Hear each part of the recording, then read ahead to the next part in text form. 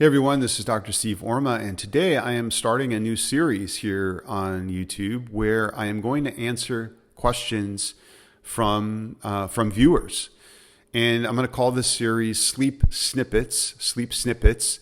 These are going to be briefer videos where I answer one question on each video each week.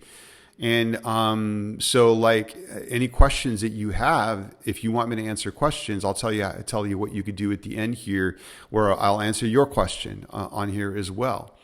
So for the first sleep snippet today, I'm going to answer a question from a viewer. I'm going to just read the question here.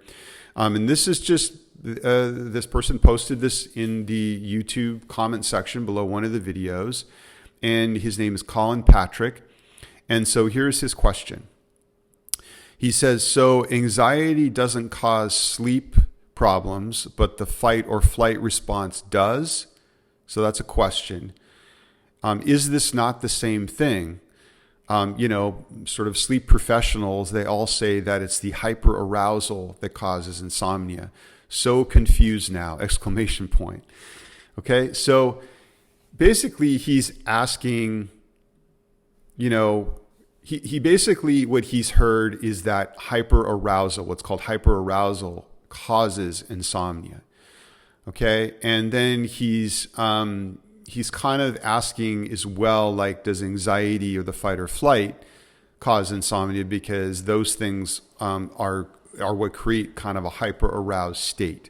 So basically, like, there's this confusion. He's having confusion around like these different terms, and do they cause insomnia or do they not cause insomnia? Like, what's going on here? So let me clear this up, because I think this is a very common belief or question around insomnia about sort of anxiety, like anxiety's effect. Does anxiety cause insomnia, or does hyperarousal cause insomnia? Now, I have another video that's actually entitled, Does Anxiety Cause Insomnia? Where the basic answer is no, it does not.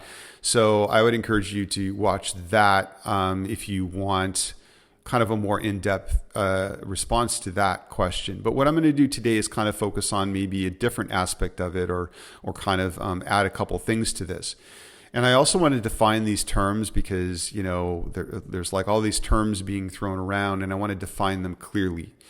So first of all, let's just start with anxiety. Anxiety, is an emotion. Okay.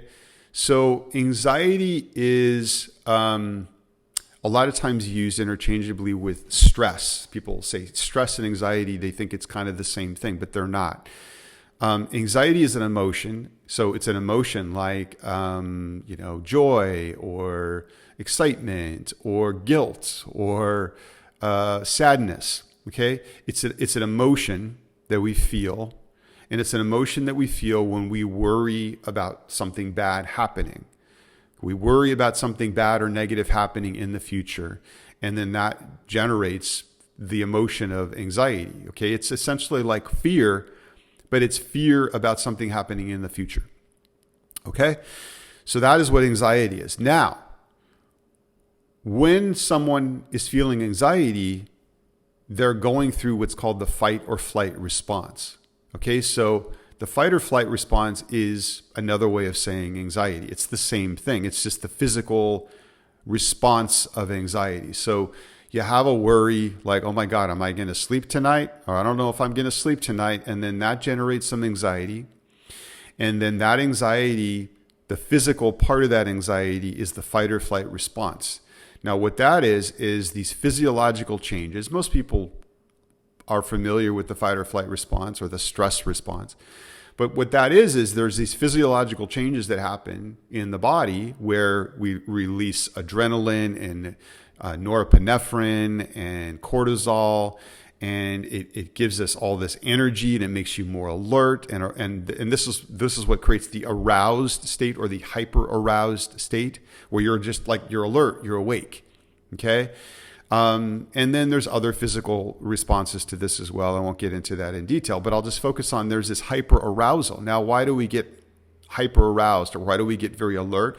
Well, it's a protective mechanism because it's there to protect us from the danger. So we worry and we perceive there could be a danger. Hey, I'm not going to sleep tonight. We get really worried and alert. And our body creates all this energy through the release of adrenaline and these other chemicals in order for us to either fight off the threat or run away from the threat, fight or flight. Fight it or run away, okay? Now, usually people think of this as a response in terms of a physical danger, like a wild animal or a car racing towards you, and it's like, okay, you're alert to either fight off the attacker or jump out of the way if it's a car, okay? And so it's an important response, but that's what's going on physically when you experience any kind of anxiety. So even if it's a worry about sleep, which is common with insomnia. It's part of insomnia, right? I've talked about sleep anxiety or negative sleep thoughts. It's part of insomnia. You have a worry like, oh my God, I'm not going to sleep tonight. What's the matter with me? Am I ever going to be able to sleep again? And I think these kinds of worries. And then that generates the emotion of anxiety and the fight or flight, and you get more alert and aroused. Okay? So that's what those different terms mean. Now, what happens with insomnia, to go and answer Colin's question now, is that when you have a poor night of sleep. So to answer the question now, hyperarousal in my experience or anxiety does not cause insomnia. Okay? What it can do is it can interfere with sleep. It can cause poor sleep. Let's say you have some worries on your mind. You don't have any insomnia. You're sleeping fine. And then you get in bed one night and you have this worry going on in your life that's, let's say, unrelated to sleep. Like you're worried about your finances, or you're worried about your job, or you're worried about COVID. And of course, then that anxiety, makes you alert and aroused because you're thinking about this sort of scary thing. And therefore it makes it hard to sleep that night. Okay. It might take you 2-3 hours to fall asleep because you're kind of keyed up. Okay. And then like you have a poor night of sleep. Now, that is not insomnia. Okay. That's a poor night of sleep. It's normal. It happens to everybody. And, it's nothing at that point to be worried about. Now, so that's like you get into a hyperarousal state, and it interferes with your sleep, but it's not insomnia yet because there's no pattern yet. Okay, and so what causes insomnia is in response. So what can happen is, let's say this happens over another like a night or two, where you're anxious about this thing going on in your life and it's getting in the way of your sleep, and so you've had a couple poor nights of sleep. Now, what can happen is you start to worry about your sleep. You're like, oh my God, the last 2 nights I've been lying in bed and I haven't slept very well because I'm worried about COVID or whatever it is. Now you're starting to worry about your sleep. Now you're starting to have anxiety just around the sleep, and that you're not sleeping, and now that starts getting to be a concern. And in response to that, you might start to change behaviors. Okay. That means you might start to, because you've had a couple of poor nights of sleep, you might sleep in really late the next morning, or you might go to bed early the next night because you want to make up for lost sleep. Or what tends to happen is people then will just stay in the bed when they're not sleeping, and they're tossing and turning for hours. And they're in bed, awake, alert, not sleeping for a long period of time. And then let's say if they do that over consecutive nights or over several days or weeks, now there's an association that's building up. What is an association? Well, it's your brain associates things. It associates one thing with another thing. And so what it starts to do is, the more time you spend in bed awake and alert and hyper-aroused over enough period of time, then that gets associated or connected to the bed, and your brain starts to connect the bed with being awake and being alert and being aroused.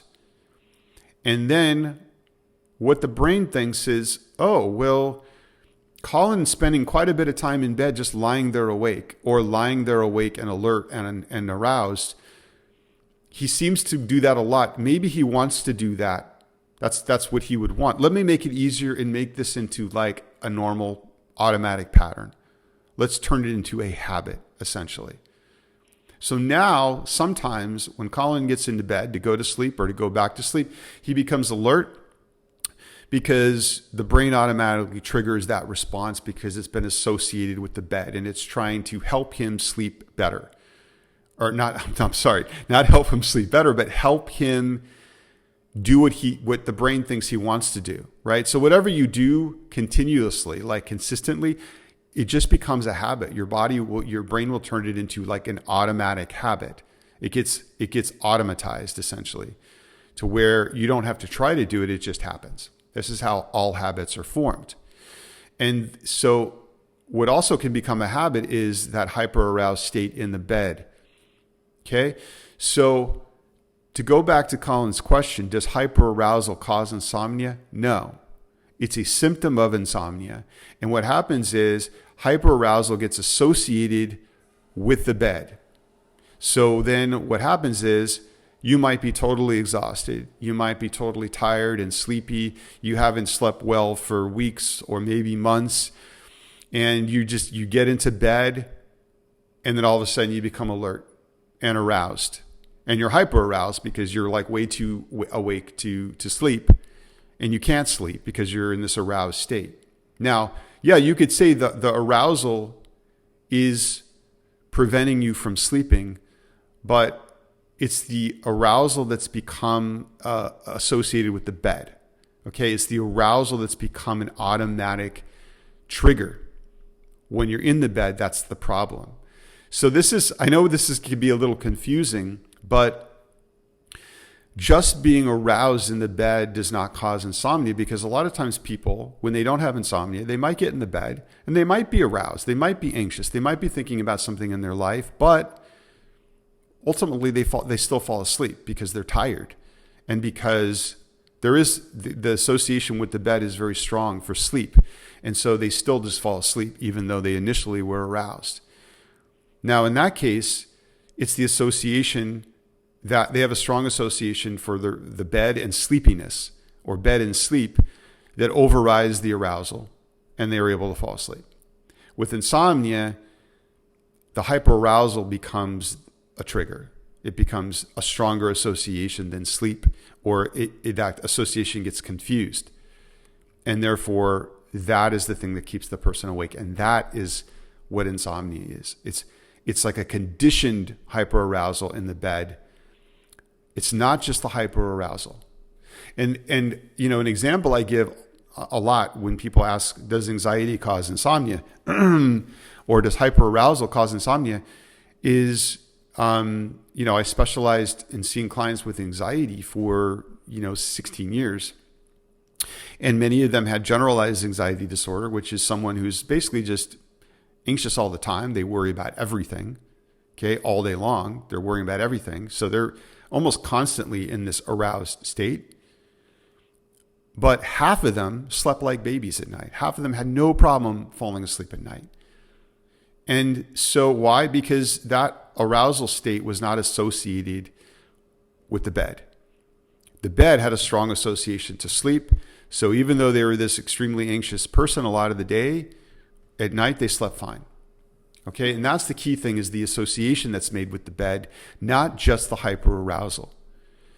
People get anxious in bed all the time for different reasons. Maybe like you hear a noise in the middle of the night and, oh my God, someone's trying to break in, and you get really aroused or hyper-aroused. You get alert, you get nervous, and you can't sleep because you're worried, right? So you have to get out of bed and check the door or whatever you do. But most of the time, you get back to sleep. And even if you don't get back to sleep that night, the next night you're fine and you get back to your regular sleep pattern and there's no insomnia. So you need more than just the hyperarousal. You need hyperarousal that's been associated and automatized with the bed, where it becomes this automatic trigger, where at least part of the time that you're in bed, you're in that aroused state and you can't fall asleep and or fall back asleep if you wake up. And if that's happening, at least a few nights a week over a period of time, then you have insomnia. All right. So I hope that's clear. In terms of like that question that Colin asked, I totally see why people get confused on this, because sometimes when, even people that understand insomnia, when they explain these things, they don't explain them very clearly, and they'll just simplify it and say, oh, it's hyperarousal that causes insomnia, or it's anxiety that causes insomnia. And that is just not true.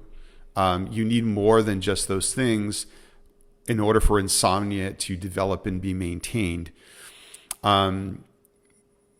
Really, like, another way to think about this is that hyperarousal doesn't cause insomnia, but the hyperarousal associated with the bed is a symptom of insomnia, right? That you get into the bed and you become alert, and then, yes, you don't sleep, but it's that conditioned response that keeps you from sleeping.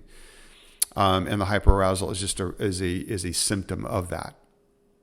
All right, so I hope that's clear.